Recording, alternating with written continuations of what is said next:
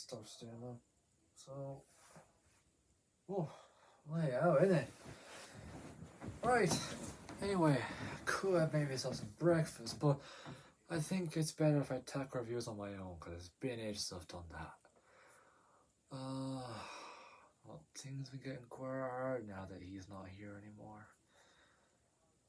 What could I... Aha! I know what to review. Little blue thing that I only use like once in my entire lifetime. Let's put you to good use. What's going on YouTube? We are the I am the Casual Gamers. I am Elijah Berger, and this is the Eskfan. He's my new friend. I met him in the shop. Yeah.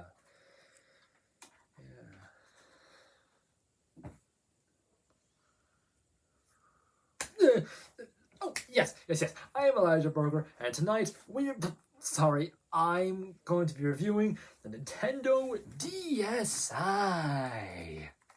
Now, I know what you're thinking. The DSi? But Elijah Berger, I thought it was just the DS Lite. What's the difference between the two? What is the difference? Well, hold on there, partner. There actually is a difference to the two systems. Externally, that is. Internally, there's a lot. But first off, do you see a camera anywhere on this little beast?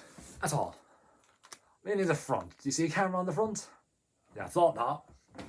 Let's take a look at this side. Do you see a camera on the front? Exactly. There's even an inside camera. So now you can take pictures of people with a crappy camera quality in the year 2025 for some bizarre reason. And secondly, let's say, you have your DSi, but you don't have a Game Boy Advance. Oh no, cry me a river. But DS Lite got you covered, because there's a second cartridge slot. Pop it out. And now there's a space to put in, let's say, Super Mario Advance 3. A cartridge that hopefully isn't possessed this time. You put it in, you turn on the system, and boom, you're ready to play either the nearest game at your disposal, which is New Super Mario Bros. For some reason, or your Game Boy Advance game of choice. But can you do that on the DSi? Let's put you to good use. What the... No! There's no Game Boy Advance cartridge! Oh, what a humiliation! But it's not that big of a deal anyway, because Game Boy Advance is kind of blah nowadays. I still don't know why they cut it off though. Maybe it could have been to cut costs or something, but if you're going to make the system bigger, at least make Game Boy original cartridges or something available. Anyway, I'm getting off topic. Let's turn it on!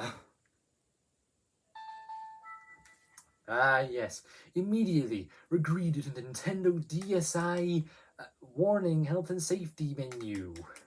That's not the main instruction, though. I know what you're really here for. The camera. In fact, I'm going to do a quick demonstration of it right now. Let's take a stupid picture of myself. And now it's going to be set as my background wallpaper. There you go.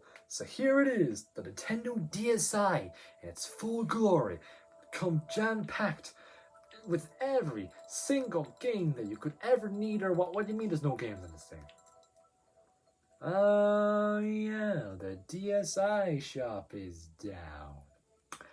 And no one's modded the DSi shop back to life, have they? Okay. Anyway, let's,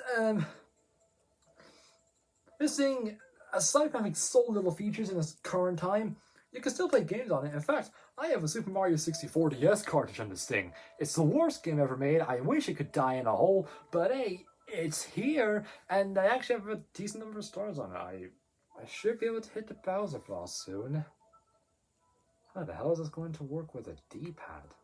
Regardless, there is one program I wish I could go into detail on, but I can't, and I want to, because it's Flipnote Studio! Right here. Oh, the orangeness. Don't you just miss the memories of Flipno Studio? All the fun creation people used to share that. In fact, I'm gonna let me inner like money or someone. I'm gonna let me inner Van Gogh out with this one.